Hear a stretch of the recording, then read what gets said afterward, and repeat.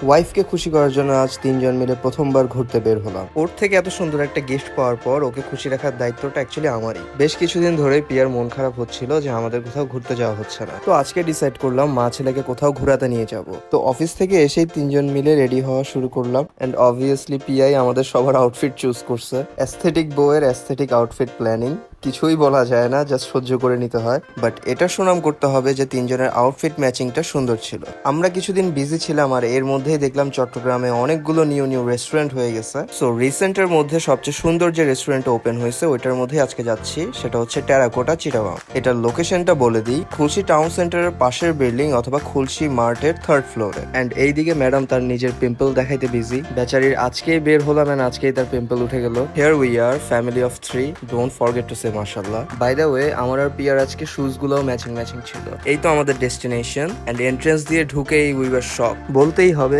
It has the classiest interior in Chittagong. আর এটা কিন্তু একটা প্যান এশিয়ান রেস্টুরেন্ট। সো এখানে আপনারা সব প্যান এশিয়ান কুইজিন গুলোই পাবেন। রেস্টুরেন্টের প্রত্যেকটা কর্নার কিন্তু অসম্ভব সুন্দর। যারা পিকচার ফ্রিক আছেন তাদের জন্য পারফেক্ট একটা প্লেস। এখানে আসার ইন্টেনশনটা ফুলফিল হয়ে গেছিল তখনই যখন দেখলাম পিয়া এখানে এসে অনেক হ্যাপি। মেন কথা হচ্ছে মন মতো একেবারে পিকচার তুলতে পারছে। মেয়েদের তো একটাই চাহিদা, কোথাও গেলে মন মতো ছবি তুলতে হবে, খাবার যেমনই হোক। কিন্তু এখানে খাবার খেয়েও আমরা ডিসঅ্যাপয়েন্ট হইনি।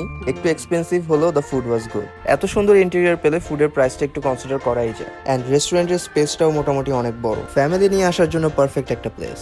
লুক হাউ হ্যাপি পিয়া ওয়াজ। আর আমার শায়ান বাবাও মাশাআল্লাহ খুবই শান্ত ছিল। আই গেস সেও এনজয় করতেছিল তার ফার্স্ট আউটিংটা। গিয়েই আমরা আমাদের ফুডটা অর্ডার করে দিয়েছিলাম, অ্যাজ আমরা ছোট বাবু নিয়ে গিয়েছি এন্ড তাকে নিয়ে বেশিক্ষণ বাইরে থাকাটা একটু রিস্ক হয়ে যায়। টেরাকোটার মেনুতে মেইন অ্যাট্রাকশনই আমাদের কাছে লেগেছিল সুশিটা, তাই আমরা গিয়ে প্রথমে সুশিটাই অর্ডার করেছিলাম। পিয়ার পছন্দ মতো প্রন সুশিটাই অর্ডার করেছিলাম। এরপর অর্ডার করেছিলাম ক্যালামারি ক্র্যাকার্স, যেটা পিয়ার অনেক পছন্দের। এই ক্যালামারি ক্র্যাকার্সটা শো স্টপার ছিল।